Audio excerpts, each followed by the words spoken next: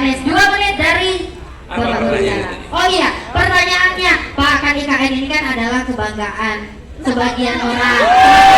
Sebagian ya. Yang setuju tepuk tangan, IKN kebanggaan. Oke. Nah, Pak, masa Bapak mau rebut sih, Pak? Coba Pak, Bapak ungkapkan di sini, Pak, ya. Diungkapkan, jangan ajak saya diskusi untuk berdua doang ya. Nanti warga ini makin mendesak lagi. Silakan, Pak. Kenapa sih, Pak? Jadi hal ini jangan dibahas berdua, ini harus dibahas bersama-sama. Gini, saya sampaikan bahwa masyarakat di Kalimantan, khususnya juga di Kalimantan Timur, punya masalah-masalah urgen yang harus diselesaikan. Dan masalah-masalah urgen ini harus dibereskan. Jangan kita membangun sesuatu seakan-akan seperti mengalihkan perhatian dari persoalan yang sesungguhnya ada di tempat ini. Bagaimana masalah lingkungan itu nyata di sini, betul tidak? Bahkan kalau sudah mulai musim hujan, air dari Sungai Mahakam ini naik, maka banjir di mana-mana akan muncul. Jadi saya melihat ada kebutuhan yang harus diselesaikan yang lebih urgen daripada membangun satu tempat yang hanya digunakan untuk kegiatan pegawai pemerintah. Bukan pusat perekonomian, tapi pegawai pemerintahan yang akan di situ. Di tempat lain nggak merasakan apa-apa. Itulah sebabnya saya katakan, bukan soal menolak atau tidak. Anggaran kita terbatas, mari kita gunakan anggaran itu untuk membangun yang senyatanya dibutuhkan oleh masyarakat di Kalimantan.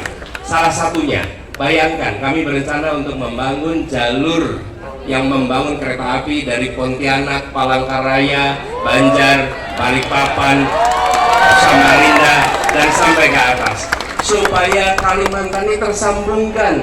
Hari ini Kalimantan itu tidak tersambungkan, betul tidak? Untuk pergi ke Banjarmasin harus terbang ke Surabaya. Dari Pontianak untuk pergi ke sini terbang ke Jakarta. Kenapa? Karena tidak disambungkan satu kesatuan. Begitu transportasinya tersambungkan, perekonomian tersambungkan, maka kemajuan akan terjadi di Kalimantan. Oke. Belum lagi bicara pendidikan. Kita menyaksikan datanya ada puluhan ribu sekolah rusak di Kalimantan. Apakah itu perlu dibiarkan? Itu harus dibangun. Selama kita tidak fokus pada pendidikan, jangan harap masa depan anak-anak kita menjadi lebih baik. Lalu kesehatan. Jadi hal-hal mendasar ini yang menurut saya jauh lebih penting. Saya ingin sampaikan, bagi sebagian orang di Jakarta sering tidak bisa membedakan mana keinginan, mana kebutuhan. Betul tidak? Saya bersyukur masyarakat Samarinda bisa membedakan mana keinginan, mana kebutuhan. Yang kita harus selesaikan segera adalah kebutuhan kita. Keinginan kita punya macam-macam, tapi bereskan dulu kebutuhannya. Dan saya percaya bila kebutuhan dasar itu dari mulai pendidikan, kesehatan, mobilitas, transportasi, lingkungan dibereskan, insya Allah Kalimantan akan maju, rakyatnya akan merasakan kesejahteraan. Dan bukan hanya satu lokasi, tapi semua lokasi yang ada di Kalimantan. Tempat ini terlalu kaya untuk penduduknya merasa miskin. Itu jawabnya. Oke, kita kasih tepuk tangan dulu dong. Luar biasa. Tapi ngomong-ngomong tentang Samarinda, Pak, kalau kita menghadap ke belakang, dari tadi sudah banyak tongkang-tongkang batu bara yang lewat ya. Waduh, sudah banyak tongkang-tongkang batu bara yang lewat. Pak Anies, Samarinda ini tentunya salah satu yang melapangnya itu adalah energi fosil, salah satunya adalah batu bara, Pak. Tapi saya dapat kopi sambil minum boleh? Boleh. Nah, silakan.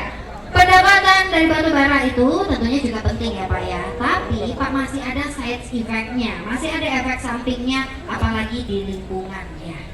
Tapi Pak Anies, kalau saya desak Bapak untuk jawab saat ini juga, tapi setelah hirup kopi ya, setelah hirup kopi, menurut Bapak solusi apa yang akan Bapak upayakan agar batu bara ini tetap menghasilkan keuntungan, namun Pak lingkungan tetap terjaga? Satu, tentang batu baranya sendiri, menurut saya harus ada sistem bagi hasil yang lebih adil sehingga masyarakat bisa mendapatkan yang setara. Satu. Kemudian yang kedua, transisi menuju energi yang ramah. kita tahu bahwa batu bara ini ketika diolah, diproses, dia menghasilkan residu berupa polusi udara. Dan polusi udara itu yang kemudian membuat banyak kawasan menjadi kotor. Dan itu udara yang bisa digeser oleh angin sehingga jadi kena di banyak tempat. Oke, di Jakarta salah satu yang kena dampaknya itu. Nah, transisi menuju energi terbarukan tidak bisa gegabah. Kenapa tidak bisa gegabah? Proses transisinya harus dirancang dengan benar. Karena itu bila setelah misalnya kami bertugas, maka kami akan ajak bicara pelaku industri pengolahan batu bara untuk duduk bersama menyiapkan roadmap transisi. Transisi itu harus disiapkan. Kenapa? Ketika nanti ada penggunaan energi terbarukan, kita harus memikirkan lapangan pekerjaan bagi mereka yang selama ini kerja di sektor batu bara. Bagaimana dengan supir-supir truknya? Bagaimana dengan pelatongkangnya? Bagaimana dengan orang-orang yang bekerja di sekitar tambang? Tidak bisa kita bilang tutup begitu saja, kemudian mereka hidup dari mana? Transisi itu harus dipikirkan. Bukan hanya soal lingkungannya, mereka yang bekerja di sektor pertambangannya. Yang kedua, pergeseran kepada energi terbarukan itu perlu alternatif pengganti yang perlu waktu. Jadi roadmap-nya disusun dengan benar. Karena itu saya berharap Universitas Mula Warman menjadi salah satu pusat untuk kita berbicara tentang transisi energi terbarukan. Jadi proses perpindahannya itu tidak membuat penderitaan bagi mereka yang berada di sektor ini. Yang kedua, terjadinya perpindahan itu dirancang dengan benar. Kita salah satu produsen terbanyak batu bara. Jadi ketika kita bergeser ke sana harus ada proses pergantian yang benar. Nah, kami melihat urutannya seperti itu.